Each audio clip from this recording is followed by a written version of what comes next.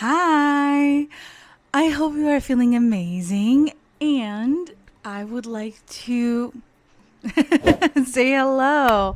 So, for those that saw the previous episode, I told you guys that it looked a little different because I was working on some things. In particular, I was working on the cleanliness of my bedroom because it needed a deep clean.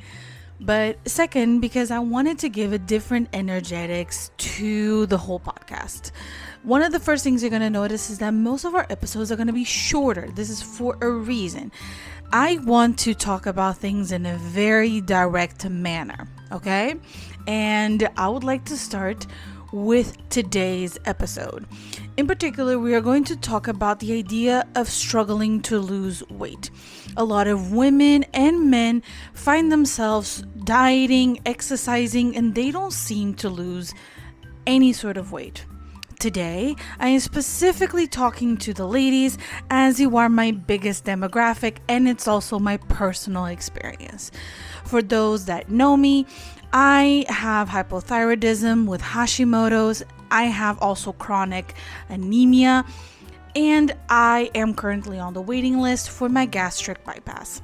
This is because I have spent pretty much all of my childhood, teenage years, and adult life being overweight. And even though I tried every diet under the sun and tried every single time of workout regime, including the fact that I was in the competition level dance with ballroom dancing, and I still never lost the weight, which meant that it was probably and still is a metabolic issue. Regardless of that, I would love to speak to you about my experience and also the fact that sometimes it has to do with your hormones. So, if you are ready to jump into the science of how hormones function within your body and trying to get a better understanding so that you're able to fix some issues if you find them existing, go ahead and continue watching.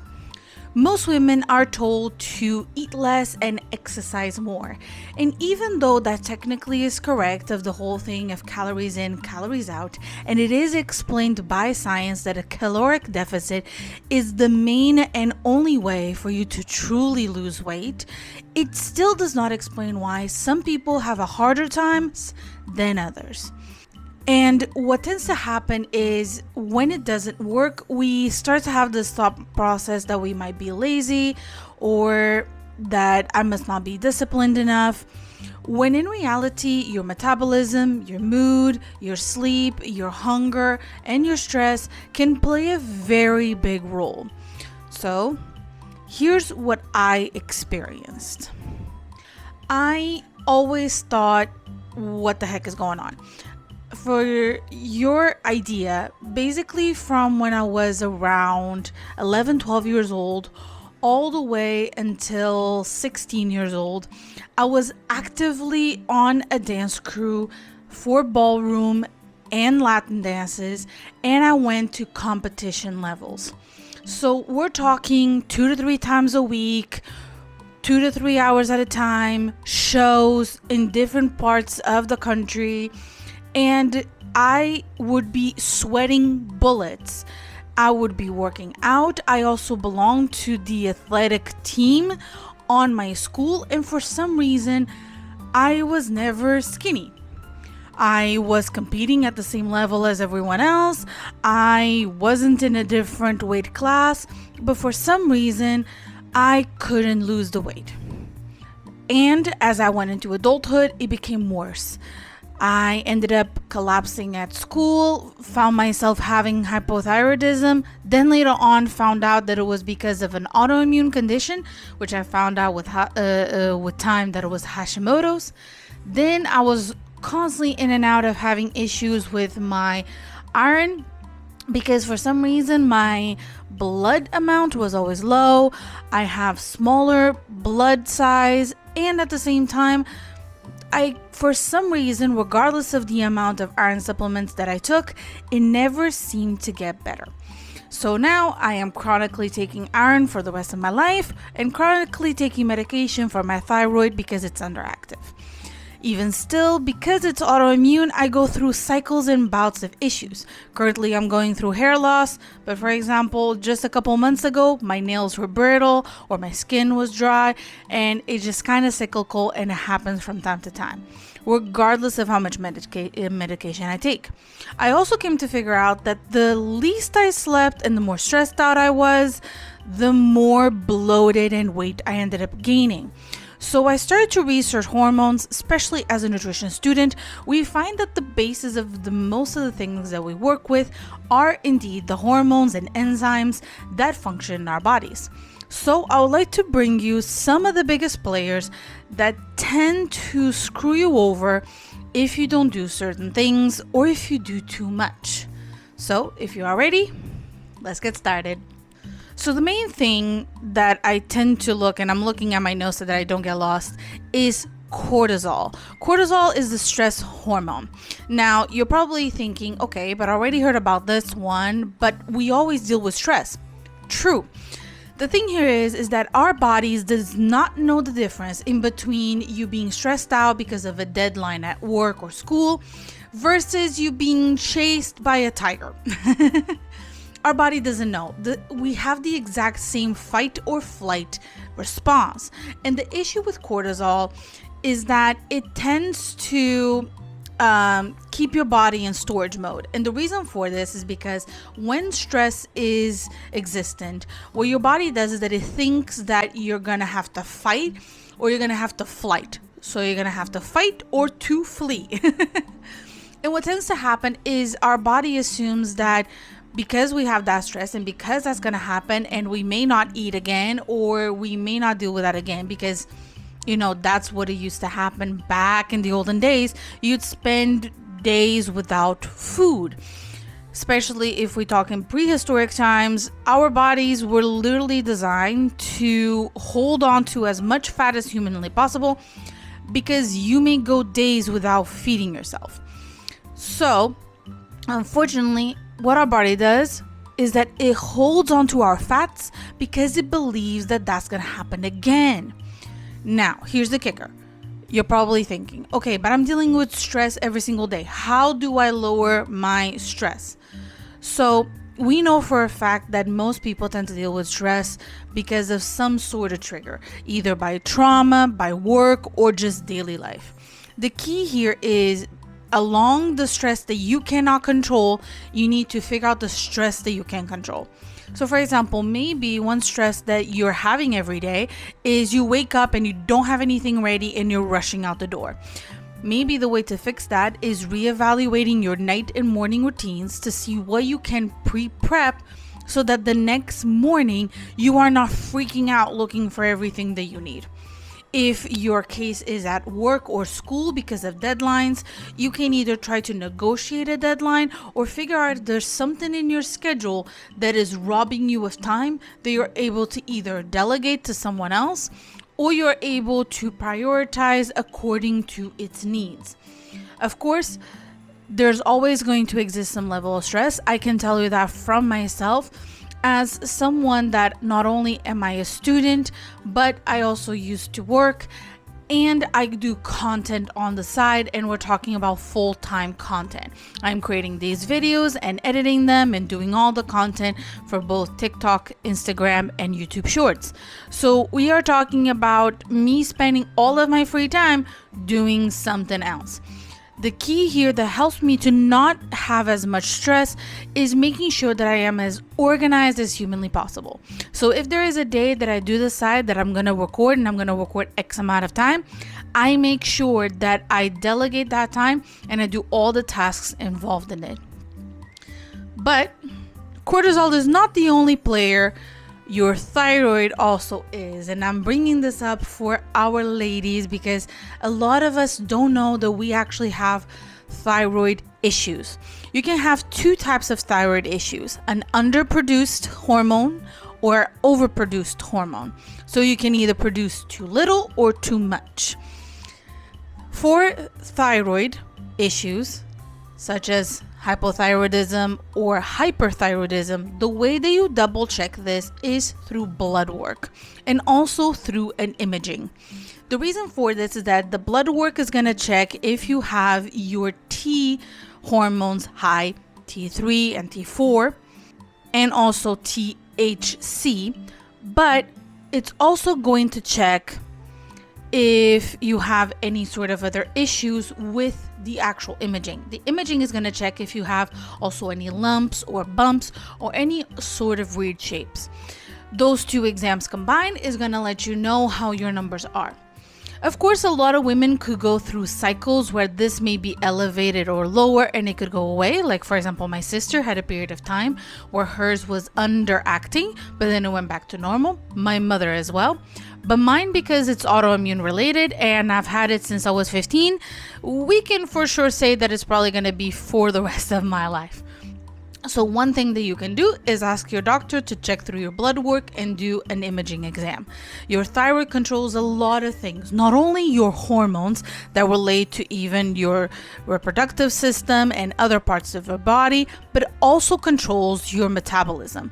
The more issues you have related to your thyroid, the slower your metabolism is, which means that somehow for example, if you go to the websites that you're able to figure out how much you need to consume for your typical energy, you may actually be over consuming just because your thyroid doesn't let you. Yeah, okay, this is the sad part.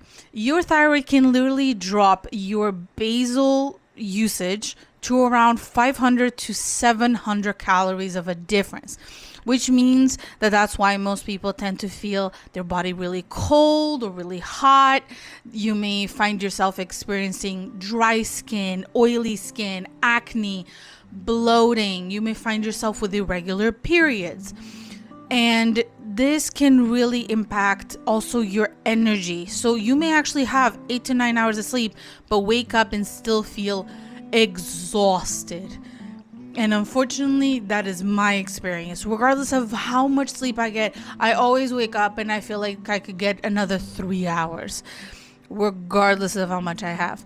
And one of the things that I feel the most is either in summer, I feel super hot and I am, dealing with the biggest bout of heat ever.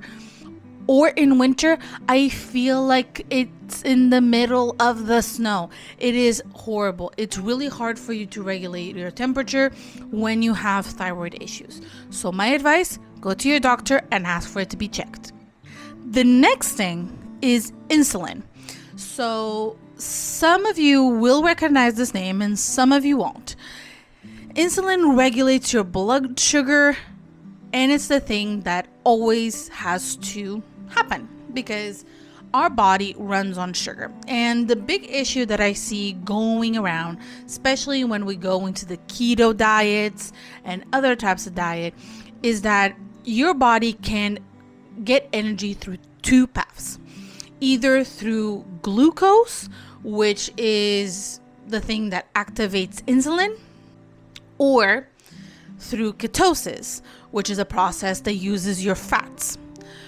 Our bodies normally tend to utilize both according to its needs, but the reality here is that glucose is the fastest acting type of form of energy. It's easily dispensable and is really easy to break down, so the body uses that majorly, especially when we're doing very high active situations. This is because ketosis, or using your fat as a way of using energy, takes a lot more energy out of the body. So normally it tends to be used more sparingly, or when you have completely run out of sugars, which can take a while. And insulin in specific is the particular hormone and also the enzymes associated with insulin that actually pick up your sugars and breaks them down. The thing here to understand is that if you overconsume on sugars, you're also overproducing insulin. And over time, with the association of also increasing yourself in weight, can actually cause you to develop diabetes type 2 if this goes on for too long. There's also people that are born with diabetes type 1, and normally those people either pretty much don't produce or produce too little, and they have to give insulin injections to be able to control their blood sugars. Because if they don't have the hormone to drop their sugars, if they don't take insulin, their sugars can climb so high that they can literally die. And the same thing for the opposite. If they give too much sugar and their sugar goes too low, they could also die. So none of the situations are good. Idealistically, with your sugars, it should stay relatively stable. It should neither peak too high or peak too low. That's why a lot of doctors, including dietitians, recommend eating every 2 to 3 hours, smaller meals instead of big meals once or twice a day. That makes sure that your blood sugar stays a little bit more balanced and doesn't have those high peaks. The same thing if you consume high sugary foods like chocolates or cakes, you're gonna find yourself spiking and then crashing back down, which is what a lot of people tend to feel right after lunch. A lot of people have this big lunch and then they have a slump of energy at around 2 to 3 p.m. This is because you just gave a lot of things to your body. Your sugars went up and then your insulin started to break them down. So for that period of time, you're feeling great, you're feeling awesome until you crash down. And some people even experience it a lot stronger, and they can sometimes even feel fainty or even shaking a lot. So my advice is every 2 to 3 hours, consuming smaller portions of food and focusing on a high protein meals that are able to keep you nice and full, moderate carbs and moderate fats, and that should do the deal. The next thing is your estrogen and progesterone. That one specifically are a little bit harder to comprehend just from looking at yourself. These are the two main hormones that decide your cycle. And when I mean cycle, I mean your menstrual cycle. And what tends to happen with a lot of women is that, of course, we fluctuate on their amount according to the point in our cycle. But also there's another thing to take into consideration. If you have ovarian cysts, PCOS, thyroid issues, and many other situations like endometriosis, your hormones allocated to your menstrual cycle are going to react differently. My advice for every woman is if they find themselves being very irregular or having a lot of pain, a lot of cramps, and literally feeling as if you are debilitated in certain points of your monthly cycle, make sure to go to your doctor and get your hormones checked. You could either be overproducing or underproducing any of these hormones, or you could have some sort of issue that affects them directly, and it can cause you to have, bigger issues. For me, my thyroid controls my hormones in such a way that during my period, I am cramping a lot. We're talking borderline, like I need to crouch and cry levels of pain sometimes. Even right now, I'm talking to you and I'm taking a deep breath because I am having a huge cramp right now and I just feel like kneeling over. Sometimes it robs you of your sleep or even robs you of your functional life, because sometimes I'm having a conversation with someone and I'm like, I need a minute, not sit there like, and the person is thinking like, oh my gosh, she's dying, what's going on? And I'm not dying, I'm just having a cramp and I don't know how to deal with it besides trying to breathe through it. And sometimes even medication doesn't help. So my advice for all the ladies, get your hormones checked. Because sometimes, just sometimes, of course you could have all these symptoms and not find out what it is.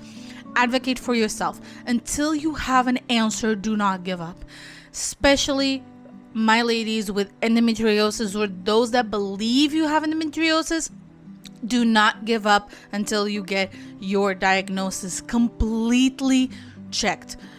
It is so sad to see that most women have sometimes to wait 5 to 7 years to find out that they have endometriosis. And it's so sad because in the meantime, sometimes they can use their ovaries, they can use the uterus, and it's extremely sad. please advocate for yourself. This is coming from your bestie that I also had to advocate for myself multiple times to get my hormones checked because of my thyroid. So I feel you completely. Do not give up. So we reached the end of our episode. So here's what I want to make sure that you do. Your body is not working against you, is working for you. Sometimes we do have issues that we need to address. Some of them have to do with our lifestyle. Others have to do with actual blood work and exams that you may need to do. My advice is do a mix of both. Go to your doctor, get your health checked, make sure that everything is in order, advocate for yourself, and at the same time, reevaluate your life. If you see there's anything that is stressing you out too much and you're able to change it, make those changes. Regardless of anything, I sure hope that everything is okay with you and nothing is going wrong.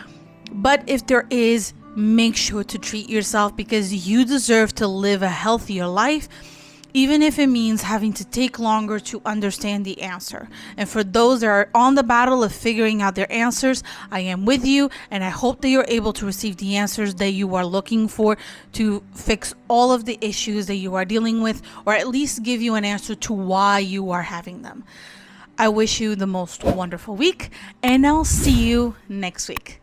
Stay lovely. Bye-bye.